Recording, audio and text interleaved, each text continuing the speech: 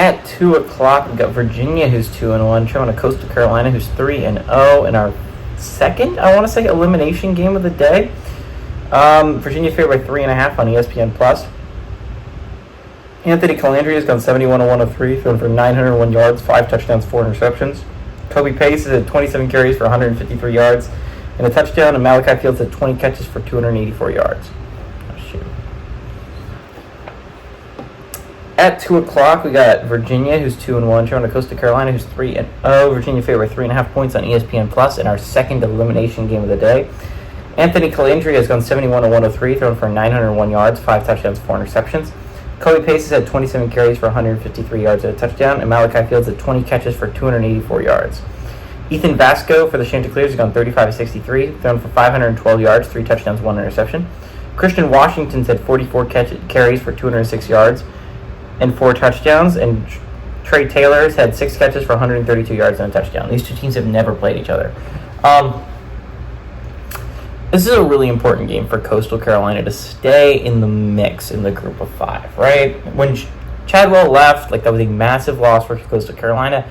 A lot of people didn't know if Coastal Carolina was ever going to be the same again. I mean, you can look at teams that were competing at a high level and their head coach leaves, and they're just not the same team, right? I think the best example of this is UL Lafayette used to be a team in the Sun Belt, right? That used to be a team that would compete for Sun Belt championships really almost every year.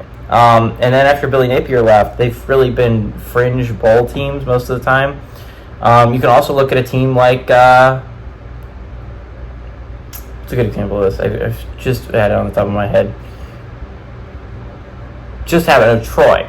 John Summerall leaves Troy for the Tulane job, and suddenly it's nowhere near the program that it used to be, right?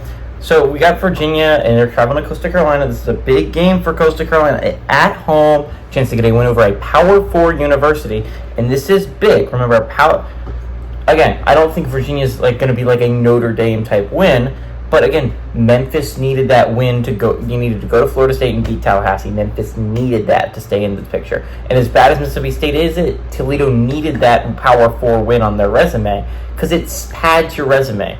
That's important. If you're looking at teams that are legitimately competing for a Group of 5 playoff spot outside of Liberty, all of them have Power 4 wins, and that's why Liberty is a team that is they don't control their own destiny.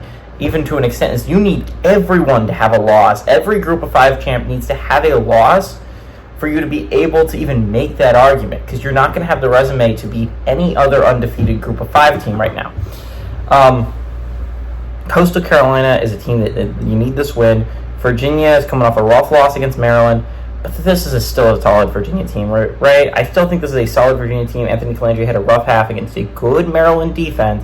It doesn't change the fact that I still feel this Virginia team's a little bit undervalued. I think they're better than Coastal Carolina. I'm not the most impressed with the Sun Belt this year. I don't think it's going to be a conference that's sending a team to the playoffs or even really competing late in the year. I think this might be the last week we're talking about any Sun Belt team. Give me Virginia to go on the road and win and cover.